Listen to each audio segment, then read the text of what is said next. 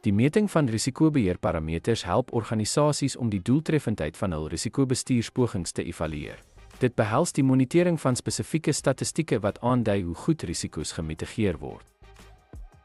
Beheereffektiwiteit meet die sukses van bestaande risikobeheermaatreëls om die waarskynlikheid of impak van risiko's te verminder. Risikovermindering beoordeel die mate waarin risikobeheermaatreëls algehele risikoblootstelling verminder. Risikooordrag evalueer hoe goed risikooordragmeganismes, versekering risiko's verminder.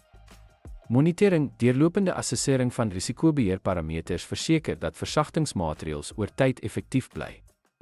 Aanpassings, identifisering van gapings of swakpunte in huidige risikobeheerstrategieë en die maak van nodige aanpassings. Nakoming verseker dat risikobestuurspraktyke voldoen aan wetlike en regulatoriese vereistes. Die meting van risikobeheerparameters bied organisasies kritieke insigte in die doeltreffendheid van hul risikobestuurstrategieë.